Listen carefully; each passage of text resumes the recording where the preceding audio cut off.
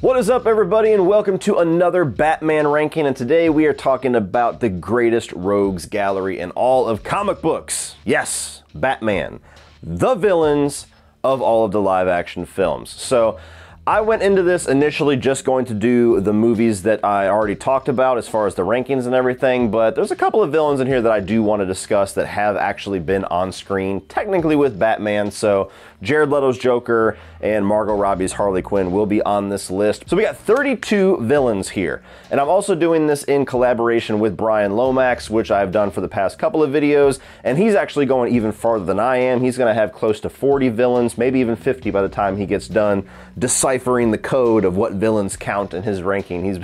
We've gone back and forth privately for about 3 or 4 days now, going, should we talk about this one?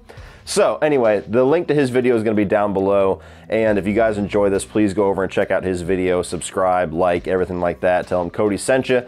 Now, as far as this ranking, very similar to the other rankings that I've done, I'm talking about the character, the performance, the look, how well that character fits my preferred iteration of the character, how well that character even fits the character itself, because there's some on here that just are gross versions of that character, and certainly how much I like the movie that they're in will color it a little bit. So with all that being said, starting off with 32, the absolute worst on-screen Batman villain, I'd like to say by a landslide, but these bottom couple are pretty rough.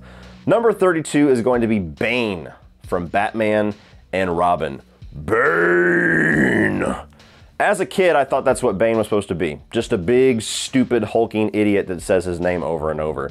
Wow, was I wrong. You start learning about the character, you actually read some of the comic book runs from the 90s, like Nightfall. Certainly when you get introduced to Tom Hardy's version of the character, you realize, no, character's a lot deeper than that. It was just such a wildly stupid and wildly surface value interpretation of the character where you had this skinny, nameless, practically faceless criminal that gets injected with this super juice, and then he turns into this big, green, vein-popping Hulk monster that is the lackey for Poison Ivy. Fucking horrible version of that character. Number 31 is going to be Steppenwolf from Justice League, the 2017 film. We're going to talk about the Zack Snyder version here a little bit later on in this video, but this version, it just baffles you. Like pretty much every decision that they made with the 2017 version of this movie, why they would change the original intent of this character, why they would change the look of him, why they would change the motivations and the story and the dialogue,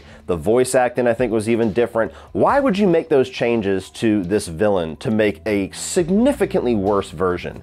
He looked terrible. Because of the time crunch, the CG was just not complete. He looked like a video game character from the PS2 era. This whole thing that he's walking around the whole movie going, "Mother, mother," for the mother boxes was just weird and uncomfortable and made absolutely no sense. He sucks as a villain. For the Justice League to get together for the very first time, and this is the guy they go against? Fuck you. Number 30 is going to be Uma Thurman's Poison Ivy. Now, I liked this character when I was a kid, mostly because I thought Uma Thurman was gorgeous. Still do.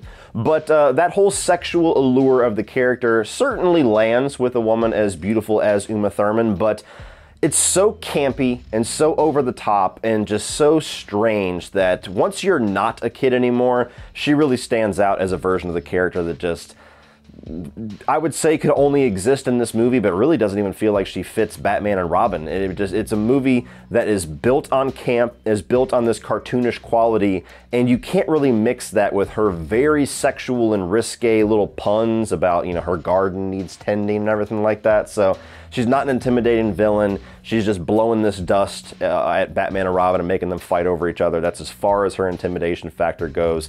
I don't think we're ever going to see it, at least anytime soon, but I would love to see a genuinely serious version of this character because this was anything but. So it goes without saying that one of the things that allows Batman to continuously fight off his ever-growing rogues gallery is his utility belt and all of his fantastic bat gadgets. But not even Bruce Wayne has a wallet like this. Extra is completely changing the game about what we think about a wallet, what we think a wallet can do, and what we expect a wallet to do by promoting efficiency, security, and style. One of the coolest features of convenience in extra wallets is this retractable card mechanism that holds up to 6 cards depending on the thickness and the emboss of the numbers, and you can easily just retract the card that you want, put them back, and never again having to deal with the constant aggravation of pulling up to a window or a drive-through or getting to a checkout lane and having to cycle through your wallet to find the card that you're looking for. Now, they're all right there at your fingertips. Every single wallet offers RFID protection to keep you safe from identity theft, as well as a worldwide trackable card that is solar powered. 2 hours of sunlight will power this wallet tracker for up to 3 months. And you can pair this with a tracking app that will allow you to track this from your phone or your computer, and it's also voice activated, so you can use Google Home, Siri,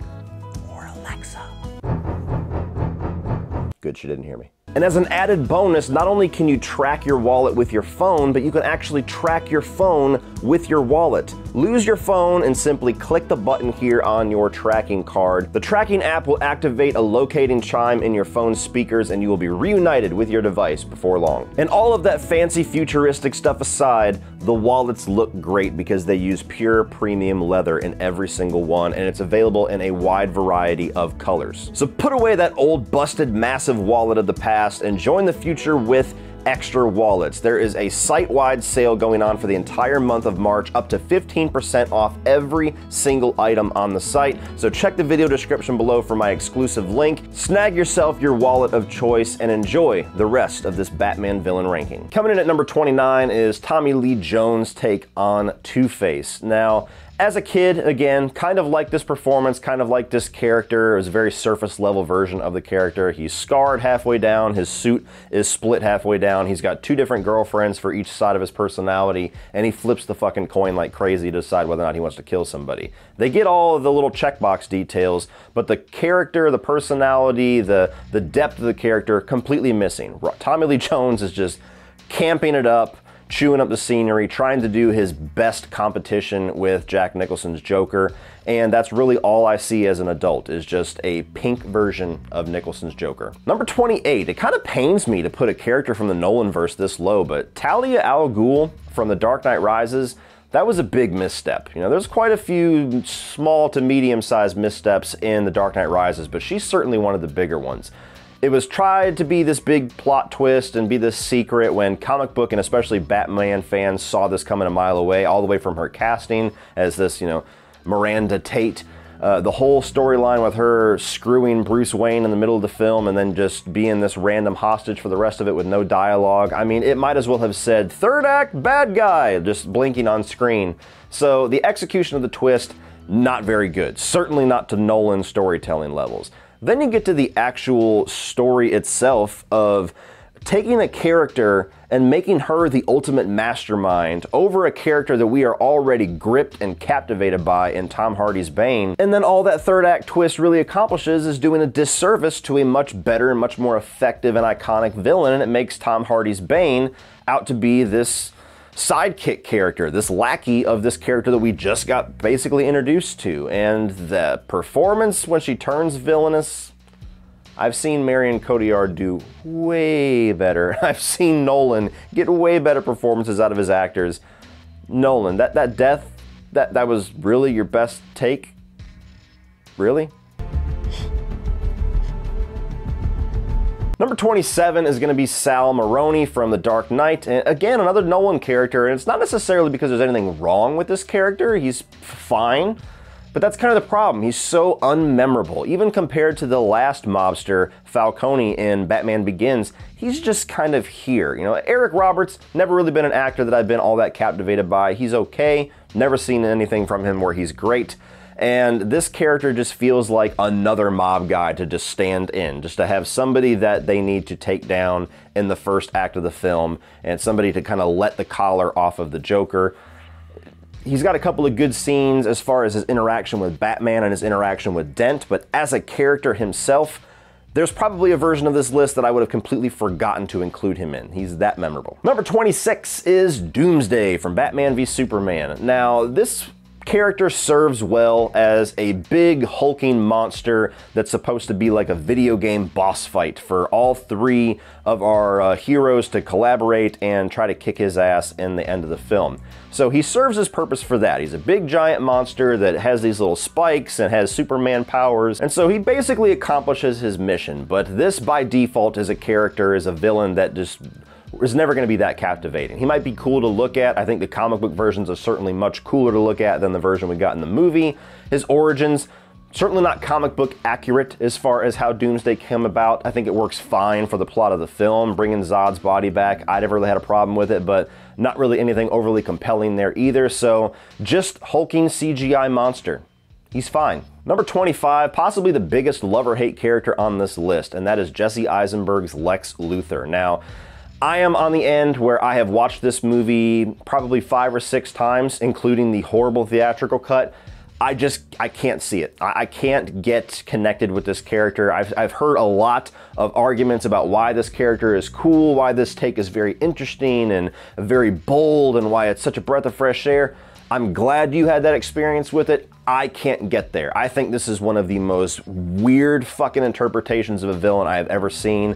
I don't know what was going on. I don't know if this was Zack Snyder's choice. I don't know if this was Jesse Eisenberg and he was just let to do whatever he decided to do with the character, a combination of both.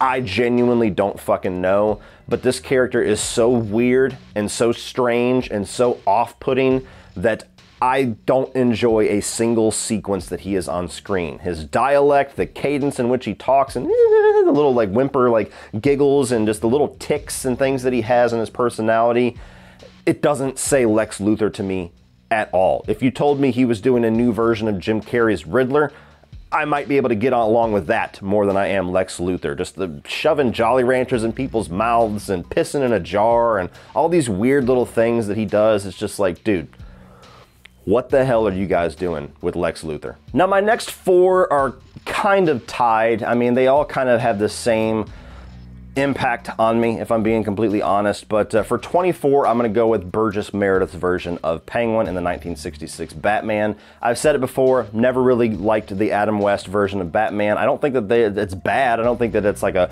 garbage version of the character. It's just a product of the 60s that I don't personally enjoy. I don't like the campy, goofy version of Batman. I just can't mentally get there. I watched the film for my rankings. It's the only time I've ever seen it before. It's the only time I probably ever will watch it. They really don't stand out much amongst each other, with the exception of one slightly that I'm going to give the edge at 21. Penguin's never really been a character that I've liked all that much, so for these 4, by default, I'll stick him at the bottom just for that basic surface level dislike of the character. Number 23, Frank Gorshin's version of Riddler. Very campy. The version that Carrey certainly took a lot of interpretation for his version in Batman Forever. Say everything that I just said about Penguin, only I'm this much more interested in him because I like the Riddler this much more than the Penguin. Number 22, Cesar Romero's Joker. Never really been a Joker that I've gotten into. The mustache thing has always been a bit of a disconnect for me. I know in the 60s you couldn't tell. You watch the movie and the TV show in HD and the clips online, very apparent there's a mustache there. So it's just very classical interpretation of the character, I guess, but not for me. And at 21, the one character of this rogues gallery that I think gets a little bit more to chew on in the movie is Lee Merriweather's version of Catwoman. She gets this whole side story where she's Miss Kitka and she has this little romance kind of double-cross thing going on with Adam West, Bruce Wayne, and so she gets a little bit more to do in the story than the other guys, so I'll give her the slight edge. Number 20 is Jared Leto's Joker. Of all of the castings out there that people have lost their shit in a negative way for, like Heath Ledger's Joker, Michael Keaton's Batman, Robert Pattinson's Batman, like, how are you gonna cast that? That character looks nothing like that actor. This is gonna be garbage. This was the one time when pretty much everybody got really excited. They were like, holy shit, Jared Leto? That's perfect for the Joker. He's gonna knock it out of the park. And we were wrong.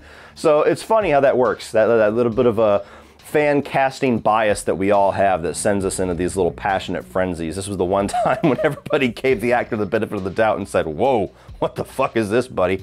To be fair, we never got to fully see this version of the character. Most of his screen time was cut out of the Suicide Squad. Still hoping we'll get to see that Ayer cut one day, but the little bit that we get in the movie, certainly doesn't make a big splash, a very weird interpretation of the character. Visually, I think he looks ridiculous. All of the tattoos and the mouth tattoo and damaged and the grill, I don't get it. I don't get it whatsoever, but I was willing to give it the benefit of the doubt because Jared Leto is an incredible actor who had just won an Oscar. And even the little tidbit that we got at the end of Zack Snyder's Justice League, it's just another tiny little sliver of his character, and he makes this sexual joke that didn't quite land for me, just make this character look even weirder. And so I would be fascinated to see what the intention was for this guy with all of his screen time replaced in Suicide Squad, for that Joker and Harley movie that was announced and then canceled, and any other thing that they announced with this character that was canceled. But what we actually have to go on is a giant misfire for me personally. Number 19 is Max Schreck from Batman Returns. Only making it this high because of my undying love for Christopher Walken. I will be completely honest with you. I don't think this character is all that compelling. He certainly has a big place in the story of Batman Returns. You could argue that he's pretty much the main villain of that movie. He creates Catwoman, he manipulates Penguin, he's actively trying to do things against Gotham City. And so I think Christopher Walken brings an interesting little dynamic to the movie. I like the way the character looks. I love his death scene with Catwoman. That shit's pretty awesome. How about a kiss, Santa Claus?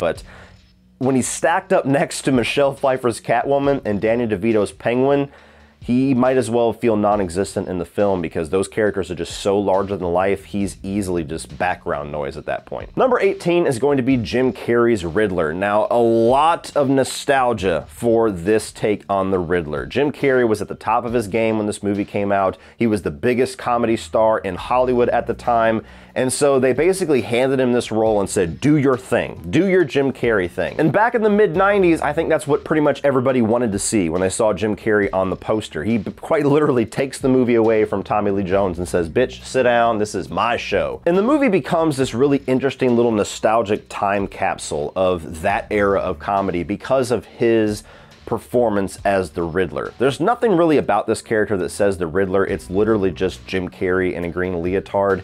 And that certainly hurts the character. It hurt the character for a long time to where we needed such a vastly different take on the character that we got in Paul Dano to even bring some seriousness back to the Riddler. But for what it is, I will always enjoy this performance because of prime era Jim Carrey. Is he a good villain? Is he a captivating villain? Is he intimidating? Is he that true to the character of the Riddler?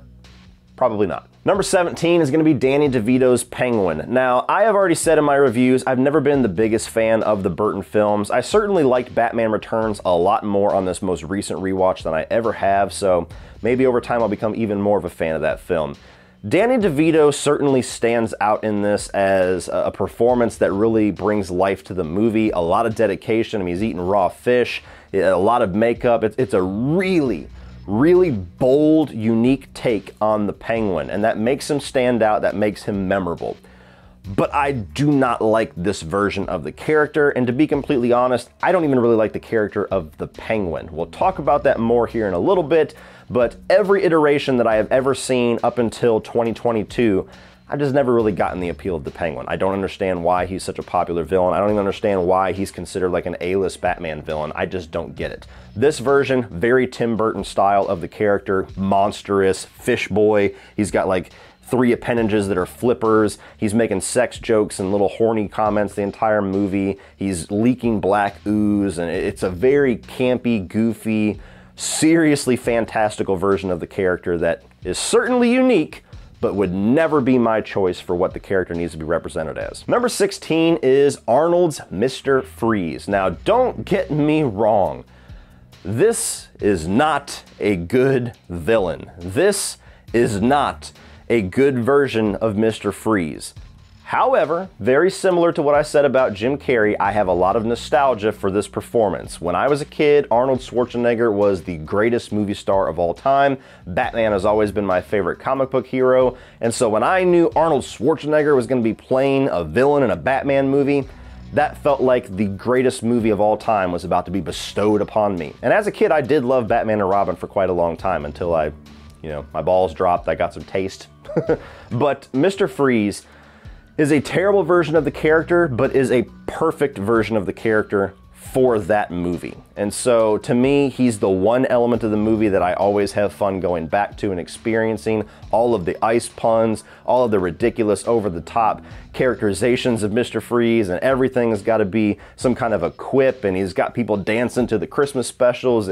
On paper and in retrospect, it's horrible, but I will always love it just a little bit. Number 15 is going to be Falcone from Batman Begins. Now, what could have easily been a very generic throwaway mob character actually has a pretty good presence in this movie. He's quite literally the thing that propels Bruce Wayne to take the journey of becoming Batman, to exile himself, to go off the grid and everything like that. So he plays a huge piece in the creation of Batman unknowingly. I like the performance. I like the intimidation factor, the whole confrontation scene where Bruce Wayne sits down at the diner and kind of confronts him, not really threatens him, but confronts him, and he's just like, dude, there's a judge there, there's a cop there, there's a mayor there, I could blow your fucking head off right now and nobody would do anything. Like, just making a statement like that makes the character memorable. So even though he is a small scale villain compared to all of the other larger than life characters in the Rogues Gallery, I think he's a very effective villain for Batman Begins. Number 14, coming back to Steppenwolf, this time the Zack Snyder's Justice League version.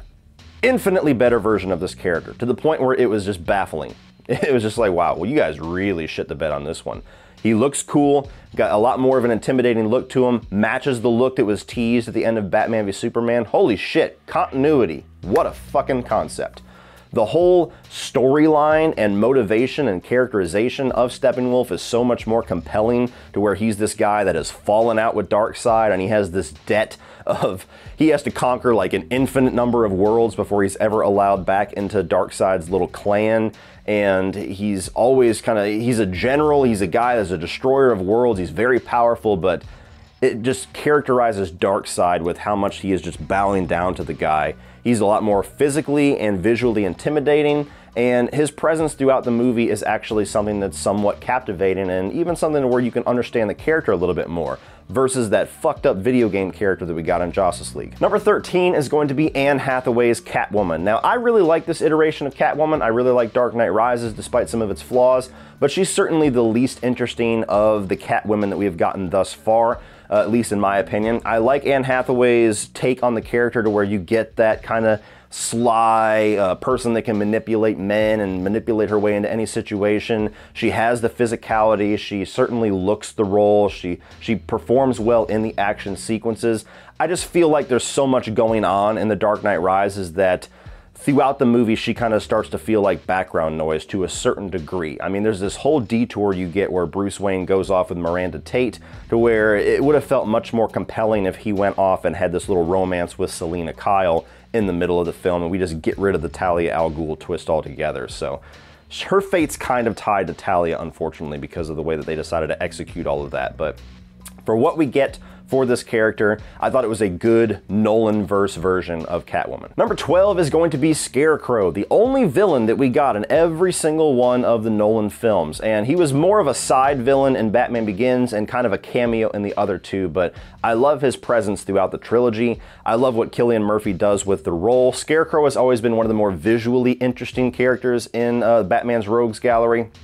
And I really like what he does with this grounded take of this psychiatrist that really likes to fuck with his patients. And he has this fear toxin, he wears this little scarecrow mask, and everything that does with the plot of the movie I really enjoy. Even when it gets turned on him and Batman becomes the monster is a great little sequence. He's not a character that makes this giant, larger-than-life presence in the film like some of the major villains in the trilogy, but for the bit that we get him, he is a great recurring character. And though we don't need him right away, I would love to see an interpretation of this character in the Reeves universe. Number 11 is John Turturro's version of Falcone in the Batman movie. Falcone, every movie can't figure out how to pronounce his fucking name, so somebody will correct me down below. But Turturro's version of this character, I genuinely thought was pretty scary. Like, on a very powerful level, as far as a guy that just controls everything. He's not somebody that you know physically is intimidating. He's not somebody that looks as striking as Paul Dano's Riddler, but the way that they frame this guy with every shot that he is in, with the exception of the funeral scene where he's always in darkness, he's always in shadows, he's like this monster in the dark. And the way that Turturro has this very subtle performance to where he's very quiet and very confident. He has a little bit of personality. He's got a little bit of that snark, a little bit of that cockiness to him, but he's just very quietly confident because he knows that he owns the entire city of Gotham. And I'm somebody that loves to see John Turturro do more dramatic stuff, especially after seeing The Night Of, where he was fantastic. So I really think for a mob-level character that most comic book fans probably don't recognize off of the name because it's not somebody like Joker or Riddler or Poison Ivy, he really makes a stamp in this movie while he is sat next to somebody like Penguin and Riddler and Catwoman. The mobster guy stands out as possibly the more terrifying of the villains. Number 10 is going to be Aaron Eckhart's Two-Face from The Dark Knight. Now, I have always felt bad for this guy. Not that he really gets shit for this role, but it's like nobody remembers him. He's stacked alongside Ledger's Joker, and even though he gives this incredible performance and his character has all of this depth and all this plot and all of this build up to his eventual fall, that he kind of like becomes background noise for a lot of people in the movie because Ledger is just such a scene stealer and just has everybody's attention. And it just kind of sucks because he gives an awesome performance as Two-Face. He gives a great version of Harvey Dent as well as Two-Face. I think that the look of him is pretty damn good. It's, you know, certainly heightened, certainly comic booky with how much damage is done to his face, but it's grounded enough to where it looks pretty disgusting in the best way. I like the different sides of his performance where you have this white knight of Gotham that's trying to stand up for everything that's right and is a DA and isn't afraid to punch a guy and take the gun away from him right in the middle of a courtroom. Then the guy that eventually falls, it just snaps, it just wants to cause as much pain to everybody that he interprets as having caused pain to himself. The tragedy with Rachel Dawes. I mean, as far as Batman villains go, he has one of the more holistic and fully realized arcs in any of the Batman films. Number 9 is going to be Zoe Kravitz's Catwoman. Now, I know she's not technically a villain, but Catwoman traditionally is always at least kind of a frenemy, so it felt weird to not include her on this list, but I get it if you don't consider her a villain. Just consider her a character in this list then, if that helps you. Zoe Kravitz's version of his character seems like the most simplistic and the most like classic interpretation of this character that we have gotten out of the 4 on-screen performances, but I really like how grounded it is. I like the fact that her character genuinely has this great on-screen dynamic with Batman, and you see this relationship budding kind of with this side story going on with the Bat and the Cat. I think that she's a compelling character for her struggles and for what she's trying to overcome just as an individual, but I also like her bravery and how she is just kind of going on this mission with Batman, even though she doesn't technically really have anything in store for it aside from just finding out where her friend went.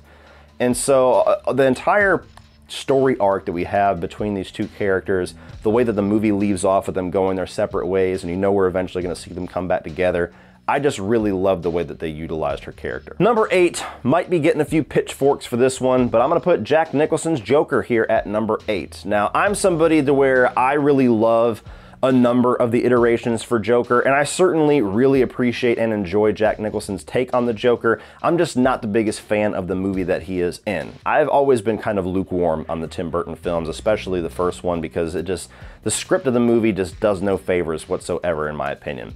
And Jack Nicholson's Joker, for the time, for 1989, was brilliant. I mean, Oscar winner, A-list actor playing this larger-than-life comic book character, he kind of set the standard for a while there. Unfortunately, I think the character has just been done better a couple of times since then. So in retrospect, I value his Joker a little bit less. And so he's great for what it is. He's great for that movie, has good on-screen chemistry with Michael Keaton, a classic interpretation of the Joker that will always have an iconic sense to him. Just not my favorite take on the Joker. Number 7, Colin Farrell's Penguin shocked the shit out of me with how much I loved this character. As I said earlier in the video, I have never liked the character of Penguin. I've never gotten the appeal of that character. This is the only single iteration of this character, the only single interpretation and performance of this character that I genuinely loved and cannot wait to see more of. He's got this HBO Max show that's supposed to be coming out. Literally cannot wait to see more of this character. The transformative performance by Colin Farrell, unrecognizable from the look, with the makeup, to the performance itself physically, with the voices and all of the different dialect and the accent that he comes up with. He's got the best lines in the movie. Every single scene that he's in, he's a scene stealer, and everybody laughed, and I just can't wait to see more of this character. We only got a little bit, and me putting him above somebody like Jack Nicholson's Joker tells you how much that little bit really made an impact on me. Number 6 is going to be Michelle Pfeiffer's Catwoman. Now, despite my reservations about the Tim Burton movies, and despite the fact that I certainly prefer the approach of taking the grounded take on Catwoman versus the undead chick that we get in Batman Returns, the performance, the costume, the iconic nature of Michelle Pfeiffer's version of Catwoman is the best version of Catwoman that we have gotten yet. She's the one element of Batman Returns that I have always loved, that I have always thought was very cool, and certainly stands the test of time as this great iteration of the character. She's sexy, she's got attitude, she's got a great on-screen presence with Bruce Wayne and Batman and Danny DeVito's Penguin, and she just encapsulates everything you want Catwoman to have. And for all of the huge, larger-than-life characters in Batman Returns and in the Tim Burton universe, I think that she is easily the best villain that ever came out of his movies.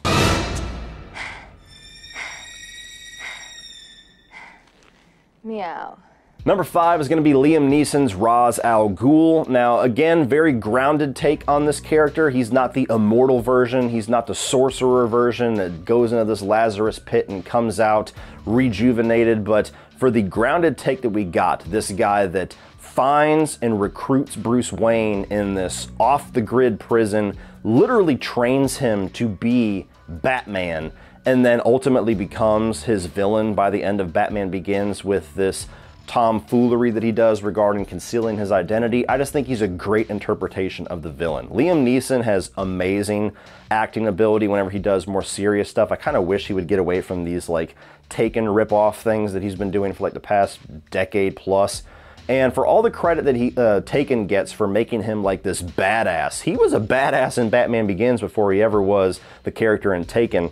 And so Batman Begins as an origin for Batman and utilizing the grounded take on Ra's al Ghul to propel his character to become the Batman that he has to be, I think is fucking awesome, and a lot of that is because of Liam Neeson's take on the character. And I also appreciate the fact that everything about Ra's al Ghul is in this movie to serve the story of Bruce Wayne and Batman. At no point in this movie does Batman surrender the film over to Liam Neeson, and that's more than I can say for the other 2 Dark Knight movies. Number 4 is going to be Paul Dano's Riddler. Now, I have wanted a version of this type of Riddler for a very long time, ever since Arkham City came out and you were traveling around Gotham getting all of these different Riddler trophies and solving these little contraptions and puzzles and death traps.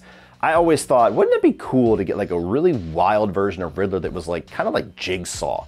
And that's kind of what we get here. He's like Zodiac Killer and Jigsaw and Ghostface and Riddler all kind of mashed into one character. Even John Doe from Seven kind of is mashed in there. He's a very multi-layered villain. He's terrifying. He's very intimidating. He's got a great screen presence from the moment that you see him introduced in the shadows in the opening of the film. His plot pretty much comes to fruition in the movie, so he's one of the few on-screen Batman villains that pretty much wins, at least for the most part. And I think Paul Dano, I mean, he's an actor that has been revered for a long time for his dramatic work. I think that he does an amazing job as the intimidation side of Riddler, as well as the unmasked version of the character. So I really do love this take on the Riddler. Number 3 is going to be Margot Robbie's Harley Quinn. Now, this is a character, this is a performance that is quite literally an actor becoming the character.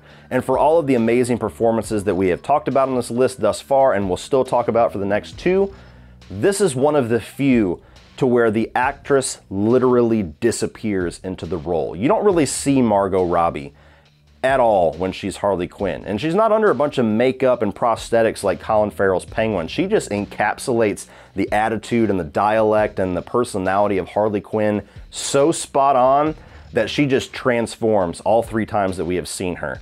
Wish she could get better movies. Not a big fan of the first Suicide Squad. could have gotten more out of Birds of Prey. I like that movie, but wish I loved it. And I really enjoyed the Suicide Squad, but she's a smaller character in that one. So a lot of hope for this character for the future if we get more from her, but even if this is all we've gotten, such a perfect, spot-on live-action version of Harley Quinn. And let's just be honest, she's one of the villains that is just the most fun to watch. You almost like her more than the heroes. There's an argument to be made out there that Harley Quinn is more popular and more celebrated nowadays than the Joker even is. She just has that much of a pop culture presence. I love this character. Number 2 is going to be Tom Hardy's take on Bane from The Dark Knight Rises. This is a character that really needed a redemption from the on-screen version that we got in Batman and Robin. And my God, did they do that. I was on like ultimate Tom Hardy fanboy level before this movie came out because I had just seen Warrior. I saw how monstrous he looked in that movie and how just fierce he was as that role. And I was like, holy shit, this guy's playing Bane? Look the fuck out, Ledger. And when I finally saw the movie, just like I did with Ledger's Joker, I was glued to every single moment that focused on Tom Hardy's Bane. I know there's criticisms out there of the casting, the size of Tom Hardy, even though I think they do some wonderful movie magic at making him look bigger than he actually is. The voice and the dialect that he chose for the character, the volume and the modulation that they had to kind of tweak throughout the production of the movie, all of that, yeah, I hear you, but I still think he's a fucking awesome villain. He's the only villain in the Dark Knight trilogy that really fucks Batman up. And if it wasn't for the fact that he just got a little bit too confident, he would have won. Like, he could have killed Bruce Wayne without even really a sweat. So it's a shame that he kind of gets undercut in the final act of the film by Talia Al Ghul. Otherwise, he would have had a hell of a lot better shot at being number 1, I'll say that. But the physical presence, I like the voice and the performance of Tom Hardy, the look of the character, even the explanation with the gas that is keeping his pain at bay from his injuries. Very cool little twist on the lore of the character, and a very good interpretation of the Nightfall storyline and the Nightfall events into a live-action film in The Dark Knight Rises. He's certainly the best part of that movie, despite its flaws. But number 1, of course, is Heath Ledger's Joker. Not only the best on-screen Batman villain that we have gotten, but maybe the best on-screen comic book villain that we have ever gotten. And despite the fact that I do think The Dark Knight is a little bit overrated for all the praise that it gets at being this perfect masterpiece that should be marveled upon, Heath Ledger's Joker is immaculate. That's just an immaculate performance. It's transformative. It literally commands the movie, steals every single scene that he is in. When I first saw The Dark Knight opening night, every moment that this guy was on screen, I don't even think I was breathing. I was just so glued to the screen, just eating up every single second, every look, every nuance, every little tick that he brought to the character, every line of dialogue. I was glued, and I was obsessed with this movie and this character for years to come. I think I was Ledger's Joker maybe twice for the next 2 Halloweens, and so he will always be the performance to beat as far as Batman villains. I think that it's just, for a very wildly different, modern, a little bit more grounded take on the Joker, a little bit more brutal take on the Joker, he created what is now the definitive iteration of the character. To the point where we just got Joaquin Phoenix, a A-list Oscar winner, to do a version of the character and win Best Actor for his performance in the role. And I still don't think he quite comes close to what Ledger did. This performance by Heath Ledger as the Joker is just one of those generation-defining performances that is just the standard. It's just the standard. It's the number 1. He is the best live-action Batman villain. So what do you guys think? What is your list? What is your ranking of all the live-action Batman villains? If you want to take some of them away that you don't think counts, if you want to add some that you think I forgot that work for your set of rules, by all means, put your giant 100 list or however many you want to do down below. But as far as the 32 villains that I have talked about, what do you guys think? Do you agree? Do you disagree?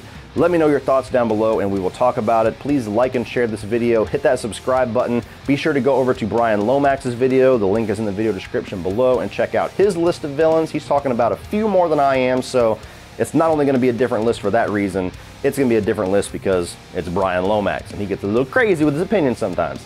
Love you, Bryan.